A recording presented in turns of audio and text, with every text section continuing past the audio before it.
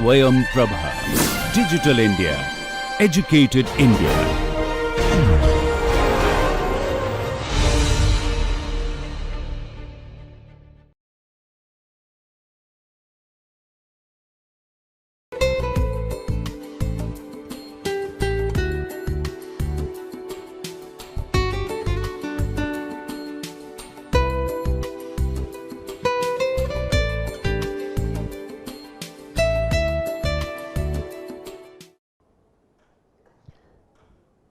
I hope the discussions that we are doing is interesting to you. So far, we are still in the discussion of the behavioral principles, in which you will find that users are the most important element in our design who are going to say our design is right or wrong.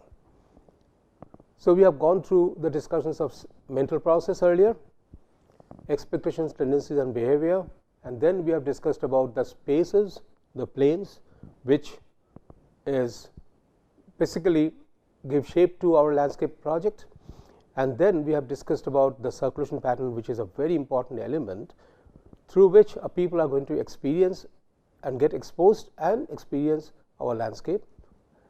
Next is a series of design principles that I am going to discuss. Design principles are what? What is principle? Principle is basically a kind of understanding of different items which is commonly accepted, tested over the years, and people have believed that whatever description that by which we are trying to explain this holds true for that particular item. It is not substantiated with lots of research or theory, but this is by tradition, by discussion, by deliberations. This has held its strong root on this. These principles, which I am going to discuss, maybe I will try to give examples to this, as many as possible, the pictorial examples, but I can tell you not everything can be really shown through pictures and made very clearly explicit. What is important is the understanding of it, understanding of the principles. These principles, how you would use it, if you pick one principle and then try to adopt in your landscape project, the way it is generally construed by common people, everybody, then you will find that your, the purpose of adopting that particular principle holds good. I will explain this a little more in detail. The common principles, why common? Because most commonly understood, and of course, researchers are researching on this. Social and psychologists, they are trying to give very clear and non-refutable or irrefutable description or definition of that. I am not going into that. The kind of understanding that we have, we architects, planners, designers we have, and how we construe this, I am going to say with respect to that language. Principles are always the kind of sense, what we understand from this, how we refer to this, and what is the presupposition for that particular principles, and what is its implication. That's how the whole principle set works. There are three kind of principles, sets of principles. One set is abstract or expression. See, abstract or expression, I did not want to differentiate, because of course, when I will give examples to this, you will find that they will be differentiated, they will be listed differently, but I would say that the principles listed under abstract and principle listed under expressions, they are nothing but the subset of the abstract. Okay? And then the next one comes the arrangement of spaces, objects, and then form or character, the form or character of spaces or objects. Now, let me go a little more in this. If you are trying to express your design the way you have done it, what is the best possible result is that what you express through your design, adopting through these principles, and the viewer or the user, when one is experiencing this, it matches, it fits in. That's the best result that we can expect, covet. But the thing is, there are certain principles which are always generates arguments. One can contest. An example, let me say beauty. Beauty is one principle, abstract principle. What is beauty really? To me, something is beautiful, to you, something else is beautiful, or the one that is beautiful to me may not be beautiful to you. This is how the whole conflict starts. But we will not go into this kind of conflicting situations. We will try to find out how best we can adopt it. Okay, then let me start with abstract principles. I will give a list of principles one after another. First, I will read out each one of them and then come to the next one. So, it is unity. I will elaborate what is aesthetic, what is functional. I will elaborate. Unity, harmony, beauty, climax, contrast, form, rhythm. They are basically abstract principles. Abstract principles means why it is abstract? Because if you really ask anybody that why you are saying that it is contrasting, people will not be able to say in discrete terms. Whenever you will find that this is not very discrete, that means it is not dimensional or it is not measurable, then it becomes abstract. Okay. In this, let me now highlight on unity. You will see one thing very interestingly. So, first of all, what is unity? Unity is a wholeness of every object that is contained within that particular area. If it is a landscape project, then at the back of our mind, many of the objects which are working, many of the kind of spaces which are working, which we think that it is landscape objects. The moment you put within that a set of objects that you have selected or elements that you have selected, you are trying to organize, and then people will say yes, it is reflecting unity. But the moment you put something else within it which does not fit within it, then immediately reaction starts in the mind of the user. You do not have to really point it out. You just have to experiment by putting something which is non-conducive to that particular area, then immediately you will find that unity is broken. It is something, a class. I will just give an example of a classroom. A class of class 4, all the students of class 4, when they are in the room, we say students of class 4. There is a unity. Students of class 4 we are saying, and then when you say it is a class, then not only the students of class 4, also the teacher makes the class. Imagine in that, in one of the seat, a class 10 student is sitting. The moment you will find a class 10 student, neither he is a teacher nor a student, that breaks the unity of it. Then if you say it is a class 4, immediately you will say no, there is something wrong, there is some element within which is not befitting to this. This is how the unity is disrupted. Okay. In this, various unities like various forms of or various expression of unities are like say aesthetic, functional, ethical, economic. All these 4 are very, very important. First, aesthetic. If all items within my landscape, see, I will try to give example with respect to landscapes, though these principles will also hold good for architecture, urban design, planning and many others, and also in life. But here I will try to draw examples from the landscape as best as possible. Sometime I might have to draw analogy from non-landscape oriented things, but okay, you will understand why I am doing it. Aesthetic, a landscape which should be generating pleasure in the mind, should look good. If every element that you put within looks good, it is unified. If there is one element out of the entire set of elements that you put and which is not looking good, then it is aesthetically non-unified. That is how it has to be seen. Now, who makes the judgment? First judgment is by you. You, the designer, you will decide that which elements or which objects are to put within it. And then if you find that one particular object you have placed very definitely or deliberately to check whether it is unified, and then if you see who is going to now corroborate that what you have done is true or not, then immediately you will find that this will be the users. The users will straightway give signals, may not be vocal, may not be verbally, but maybe by rejection. that okay, this is everything is fine, but that particular element does not fit within. So, mind always works, and since it is not methodically done, you cannot ask everybody and then statistically start proving that it is non-unified. No, it is not, it is unified. This does not hold good. So, mind starts working, and these things which commonly demonstrated by everybody, that's how it becomes principle. What is a functional unity? Every element which is supposed to serve a purpose or function within my landscape project site serves a purpose. If every element or space or objects are serving its purpose as desirable, then it has a functional unity. If there is something which does not fit in well, then you will say it is non-functional or functional non-unity. I will give an example. Historically, all the landscape projects or landscape sites, they had sound, the sound of flowing water and sound of birds, sound of air, making the leaves rub against each other. These were all sounds, and sound was always a very important element in the whole landscape. So, if there was sound, you never bothered. Sound of thunder,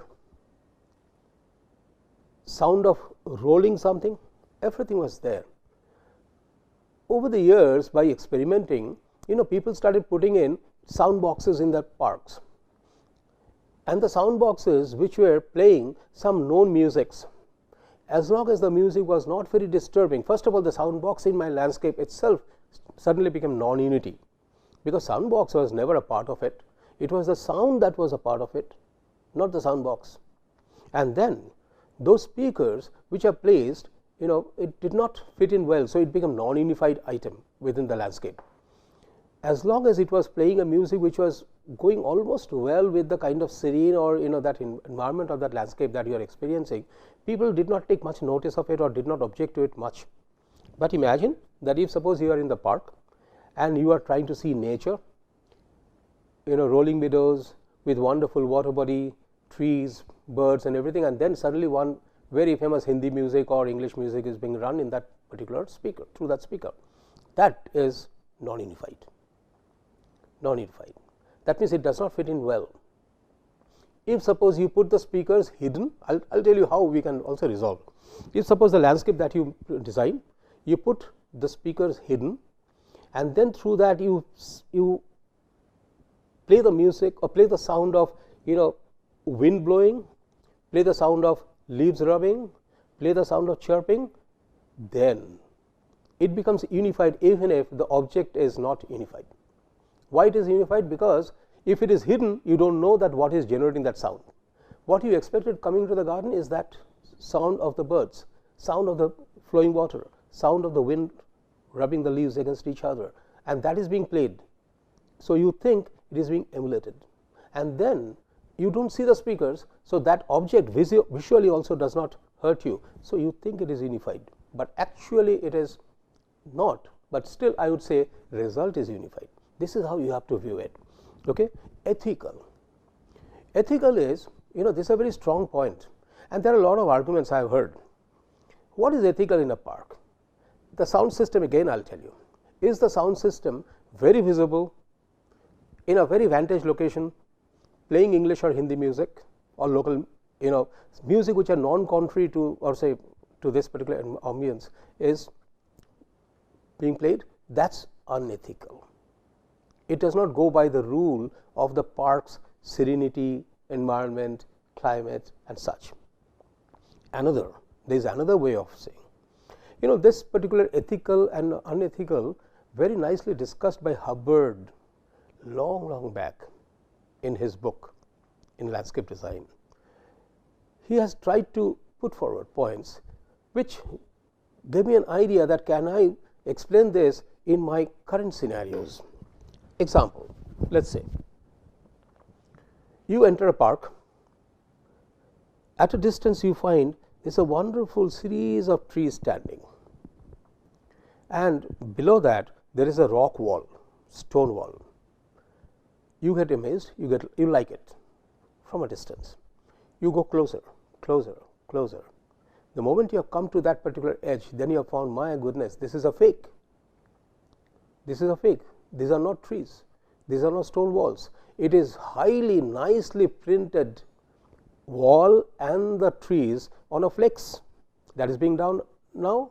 Anything that you make in a small picture can be blown up to a large size and display over there.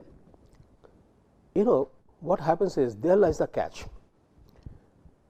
The flex is not supposed to be, the flex or such kind of banners is not supposed to be a component of a landscape. From a distance, when you looked at it, you could not make out that this is a fake till the point you understood that this is a fake. Till that particular point, it looked unified. This is what is the point I am trying to hint at. Till that particular point, the moment you have understood this is a fake, this became ethically wrong. Why ethically wrong? Because the flex is not supposed to be a part of my landscape, because it is mostly predominantly natural elements. Have you understood this particular point? Think yourself and try to find out many more examples in the similar nature. Another example I will give you.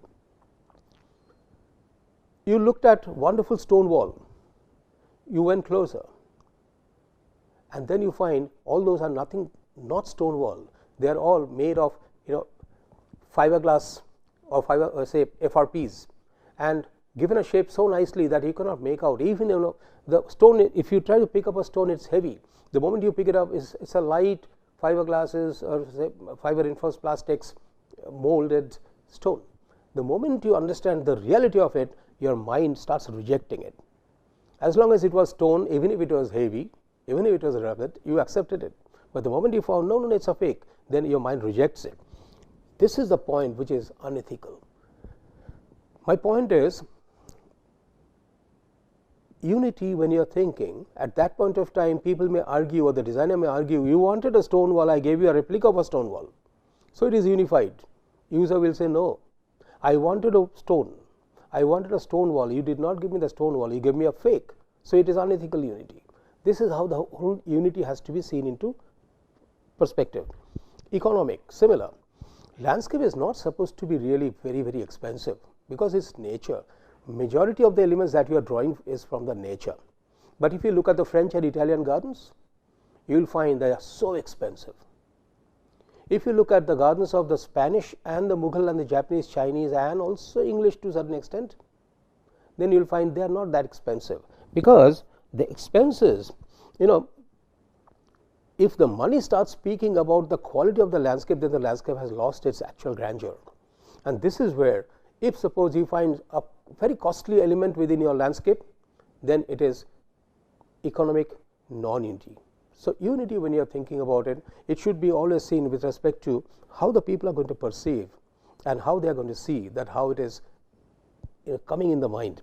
So if I now come back to again aesthetic, functional, ethical, economic, then my suggestion is that if you are trying to create something, a landscape which is going to conform to the unity principle of this, then it should be aesthetically good, nothing should be ghastly, it should be functional, everything should be in place as it was required, everything should be ethical. People will not feel bad, people will not feel jerked, people will not feel threatened by something opposite, and everything is economically subtle. Quite often I can tell you, this I have seen myself, the best is that you go through all the French and Italian examples that I have shown in the earlier lectures. You reopen that and see the pictures, in which you will find that a garden is supposed to be nature, a sculpture which has been pushed over there, which may show or rather reflect a very strong strength of the sculptor. But the thing is, sculpture is not a part of the garden by virtue of itself, by nature. Sculpture is a part of the garden because the designer wanted it or the owner wanted it. So it was pushed into this, and now people have started feeling that the sculpture probably is a part of the garden. I have seen also many sculptures which are socially or morally bad. The nudes, for an example. You enter a park with your children and you find there are lots of sculptures which are reflecting or depicting nudity. Absolutely unethical. No arguments for this. Absolutely unethical. For children, not for you, for children. It is unethical. The thing is, this has to be kept in mind. So all these principles which I am going to tell you, some are, see, I will tell you all the principles in over the years can be always refutable, debated, contested. But the thing is, if you search your soul and try to understand yourself, then automatically your answers or your results will be accordingly depicted. Okay. The next one is a harmony. Harmony in terms of visual, form, categorical or category and specialities. See, harmony is what? That everything seems to be in place as it is supposed to be. There is a harmony between one element. So, it is harmony is always with respect to the each element with respect to the whole, each element with respect to the next element, each element with respect to the next adjacent element. So, harmony is basically when you look at it, then you feel that everything is harmonized. Yes, it is going well in terms of form, in terms of category, in terms of speciality, in terms of its look and all other aspects. But again, very difficult to write it down exactly what harmony is. If you enter a place and everything you look, you think, yes, it is fairly fitting well within this and as expected, then I would say harmony is achieved. Most often, since we are depending on the visuals, then the form plays a very important role in the harmony. The same classroom that I have given the example, in which the class 4 within which a class 10 students has entered and sitting on a chair is non-harmonious, because in every respect, first of all, his education level, his age, his stature, his size, everything is non-harmonious. So, immediately you will find that once you look at a classroom of class 4 students and suddenly one class 10 student is occupying one chair, non-harmonious. So, something which your mind gives you a signal. Nobody has to tell you really. Nobody has to dictate you. It is just your mind rejects or accepts whether it is unified, whether it is harmonious. Then another very dangerous principle is the beauty. Always we have found that yes, this is one of the principles which is contested every time, and that we have also tested with our own personal life. We like some people, we think some people are beautiful or handsome, and to others if you ask, no, they don't like, they don't think it's the person is handsome or the lady is beautiful. No, it is basically what happens is how your mind accepts the overall look and the characteristics of this. So, in beauty what happens is again in the same visual, how it looks, the form, the profiles, the category, what kind of category, and the speciality.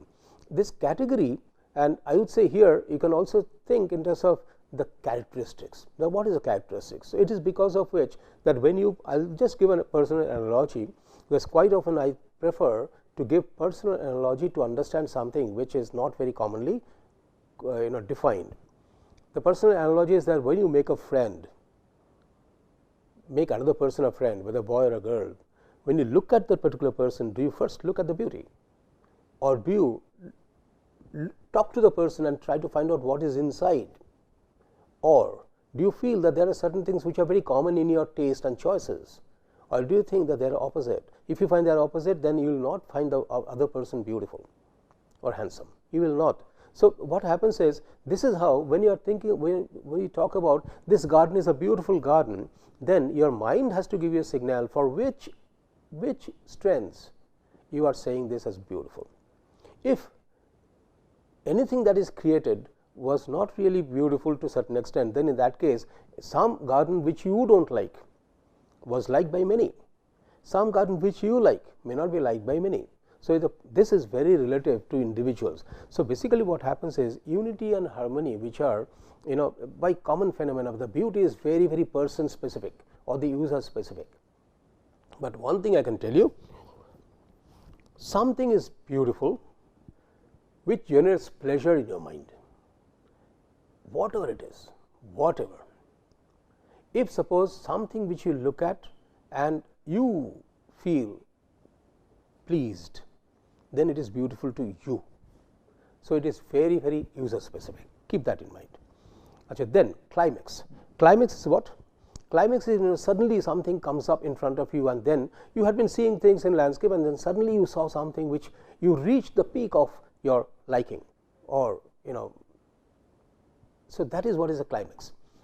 So, what happens is when you create landscape, then we generally gradually take the persons to a particular point give them good experience, and at one point of time suddenly something opens up in front of his eyes and he reaches the level, highest level of pleasure, and after that again everything falls down in terms of his expression. That is what is a climax. Contrast is basically relative, that if there is some elements or some objects or some spaces and there are other which are characteristically opposite, then it's a contrast, whether it's color, whether it's form. Like say there's a rectilinear form, a garden, and then immediately after there's a circular garden, and there is one particular water body and after that it's a sand. They are all contrasting in terms of its characteristics. That you have to keep in mind. Okay, the form in terms of this. Oh, I forgot to show you, highlight this particular photograph. I have selected this photograph for a very definite reason.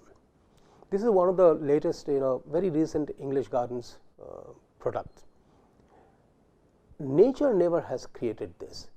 This, in fact, I was trying to correlate with Unity. When I was discussing, I missed that particular point. The thing is, this is not really created by nature. Individually, if you look at it, an excellent piece of art. Only thing is, does it fit in natural landscape? Probably no. Is it ethical or unethical? I won't comment on this. It is you who has to judge. Why it is ethical or unethical, I will not comment, because it is you to judge. Because when you are entering a landscape site, are you expecting to see something like this? If not, then it is unethical. If you don't mind, ethical. But this costs not like normal other landscape costs. So economically also, is it unified? You have to judge. Functionally, yes. Functionally, it is a piece of sculpture. Functionally, it works. Aesthetically also, it's wonderful sculpture somebody has created. It's good. But for a landscape, is it ethical, or should have been in one of the exhibition galleries? This is the point which I am trying to hint at. Okay. Now, coming back again to the form. We have basically two divisions, simple and complex. It's based on the simplicity and the complexity. I have written simple and complexity. Basically, it's simplicity or complexity, or simple or complex. Okay. An example, let me show you here. This particular landscape is very simple. Every element is there. Every element is of good quality. This is slightly complex. Not that simple, because here why it is simple compared to this one, because everything has been kept in least amount of interventions, and here everything has been done with very, very precisions and dimensions and geometry. Rhythm is another very, very debatable principle. That's why all these principles is kept within abstract. Okay, what's a rhythm? If suppose you have one element or one space, let's talk about the element. One element, next to that another element, then another element, then another element. You find that there is a kind of say flowing from one to another, and they are very, very nicely intertwined in terms of giving a good reactions or to you yourself. Think about the space, go from one space to the next space, to the next space, to the next space, till you come back to the start point where you came, and you find that yes, there is a nice transition from one place to another, to another, to another, and it did not ever give you a jerk, never gave you a kind of jolt. That is rhythmic. Rhythm is basically a flowing of one to another without giving either mental jerks or any psychological jerks or any other even physical jerks.